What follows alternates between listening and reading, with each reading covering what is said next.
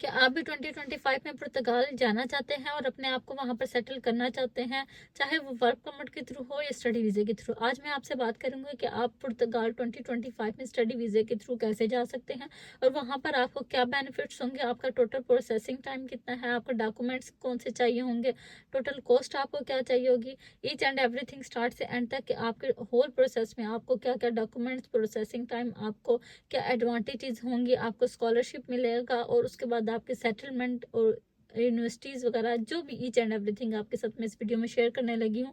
और after completing your degree in Portugal आपको जो है वो कौन कौन से बेनिफिट्स जो हैं वो इसमें पुर्तगाल में मिल सकते हैं।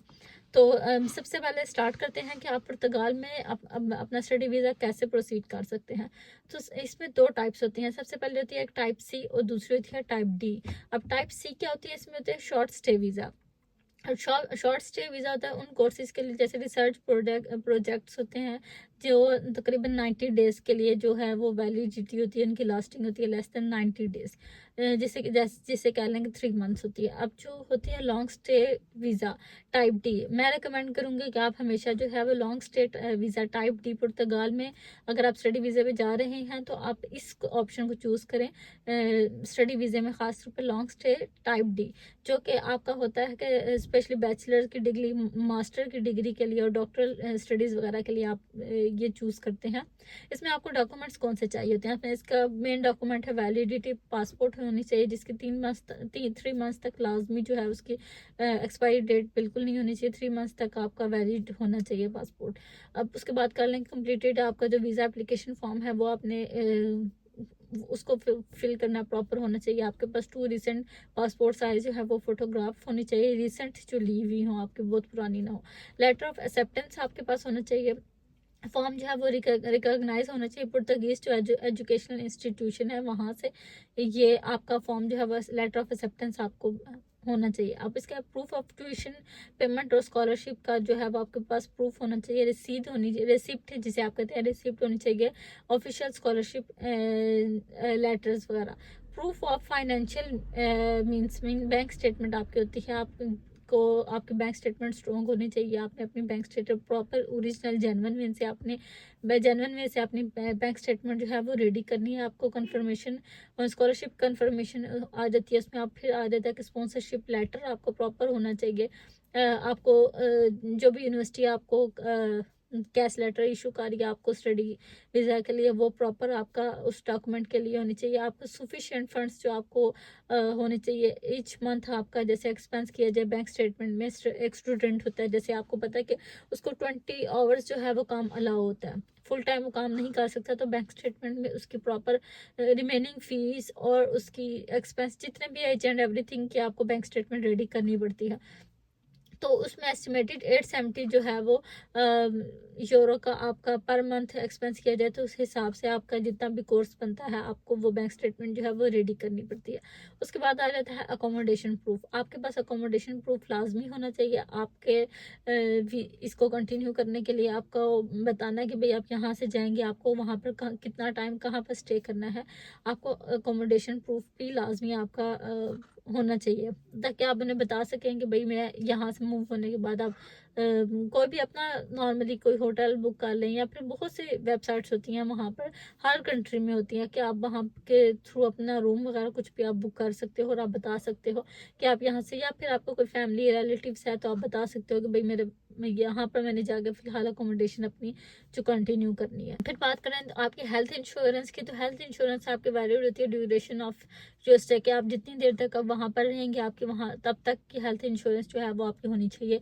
आपका जो है वो क्रिमिनल रिकॉर्ड सर्टिफिकेट जिसे बोलते हैं आपको वो लाजमी होना चाहिए। आपका from your country of residence जहाँ पर आप रहते हैं वहाँ का क्रिमिनल रिकॉर्ड सर्टिफिकेट, जिसे क्लियरेंस, पुलिस क्लियरेंस सर्टिफिकेट भी कह सकते हैं आप। अब उसके बाद आता है ट्रैवल लिटरली फ्लाइट रिजर्वेशन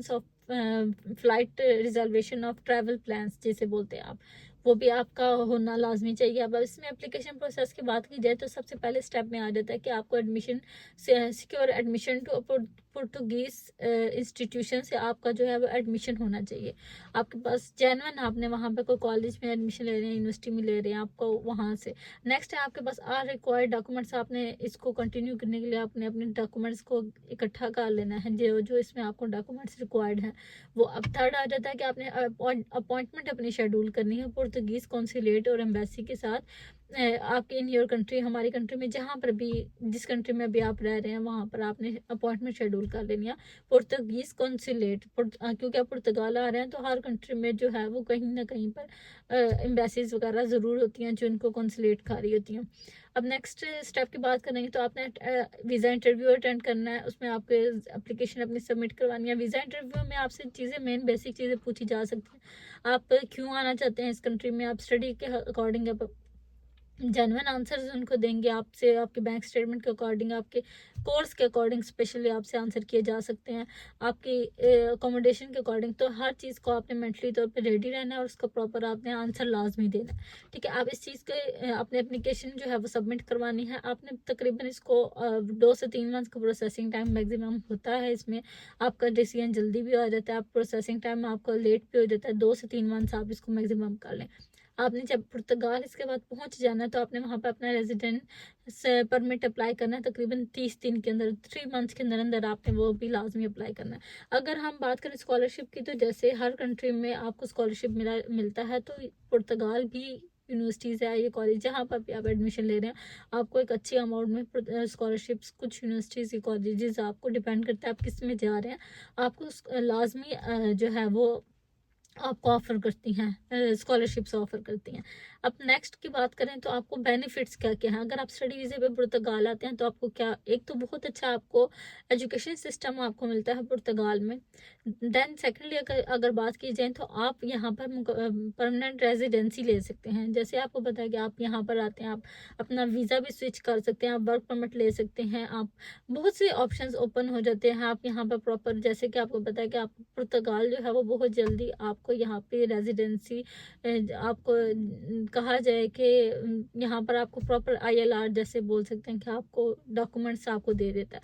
तो आप जब स्टडी वीज़े पे आते हैं तो आप यहाँ पर मुकम्मल अपनी परमानेंट रेजिडेंसी ले लेते हैं। आपके लिए मज़ीद जो है वो बेनिफिट्स, बहुत सारे जॉब्स के अपॉर्चुनिटीज़ और बहुत सी और जो है वो ऑप्शन अवेलेबल हो जाते हैं। आप यूरोपियन कंट्रीज़ में जा सकते हैं, आप शेंजन वीज़ास जिन कंट्रीज़ पे अलाउ है आप डिफरेंट कंट्रीज़ में ट्रैवल कर सकते हैं। अब कंट्री में रेजिडेंस जब आपको यहाँ पर मिल जाती है रेजिडेंसी पुर्तगाल में, उसके बाद मैं आपको बता रही हूँ कि आपको बहुत से बेनिफिट्स मिलते हैं। तो आप अगर स्टडी वीज़े पे भी आ रहे हैं तो उसमें भी आपको बहुत अच्छा सिस्टम है। आप फीस भी बहुत इनकी बात की जाए तो डिफरेंट UK कनाडा उनसे बहुत रीज़नेबल फ़ीस है। आप यहाँ पर अच्छी एजुकेशन सिस्टम हासिल कर सकते हैं और अच्छा यहाँ पर आप सेटलमेंट, सबसे बढ़ के जो कोई भी आप आता है तो स्टडी के घर से, या मेरे ख्याल से हर बंदा यहाँ पर सेटलमेंट के घर से आता है, चाहे वो किसी भी कंट्री में जाना चाह रहा हो। तो आप एक अच्छा सेटलमेंट जो है वो हासिल कर सकते हैं। तो अगर आप भी इसको प्रोसीड करना चाहते हैं तो आप अपना वीज़ा अप्लाई करें, लेकिन original documents, original bank statements के साथ, और हर चीज़ ईच एंड एवरीथिंग ओरिजिनल और जेन्युइन होनी चाहिए। तो आई होप सो इंशाल्लाह जो है आपका वीज़ा रिजेक्ट नहीं होगा। अगर आप मज़ीद इंफॉर्मेटिव वीडियोस चाहते हैं कि मैं आपके साथ शेयर करूं, और मज़ीद मैं नेक्स्ट वीडियोस में आपके साथ मज़ीद वीज़ाज़ के अबाउट, वर्क परमिट और डिफरेंट कैटेगरीज के वीज़ाज़ के इंफॉर्मेशन शेयर करूंगी। तो मेरी वीडियो को लाइक करें, फॉलो करें एंड शेयर करें, ताकि नेक्स्ट वीडियोस, इंफॉर्मेटिव वीडियोज़ में आप तक लाजमी पहुँचा सकूँ। अल्लाह हाफिज़।